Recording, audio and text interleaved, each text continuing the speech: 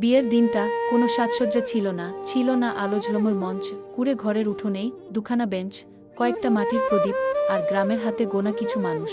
আমি লাল শাড়ি পরেছিলাম, মাথার উপর খড়ের ছাউনি, হারিকেনের আলোতে নিজেকেই চিনতে পারছিলাম না। রায়হান আমার সামনে দাঁড়িয়ে বলল, ঘরটা ছোট, কিন্তু আমি চেষ্টা করব তোমার চোখে জল না আনতে। আমি শুধু বলেছিলাম, এই ঘরেই তো আমি হাসতে শিখেছি। বিয়ে হয়ে গেল, কিন্তু সুখ সহজে আসে না জানো।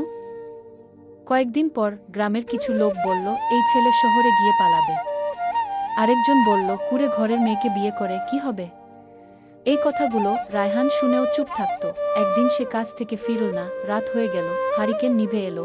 আমি দরজার সামনে বসে কাঁদছিলাম, মনে হচ্ছিল সবাই ঠিকই বলেছিল। ঠিক তখনই দূর থেকে একটা কণ্ঠ ভেসে এল, আয়শা। আমি দৌড়ে উঠলাম। রায়হান দাঁড়িয়ে, কাপড় ধুলো মাখা, হাতে একটা কাগজ। সে বলল, আজ থেকে কাজ পাকা, শহরের গুদামে চাকরি। আমি কিছু বলতে পারছিলাম না, শুধু কাঁদছিলাম। সে বলল, আমি কথা দিয়েছিল।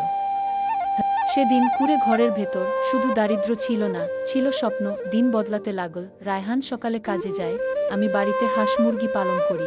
আস্তে আস্তে কুঁড়ে ঘরের দেয়ালে নতুন মাটি লাগালাম। একদিন আমি বললাম, এই ঘরটা কি কখনো পাকা হবে।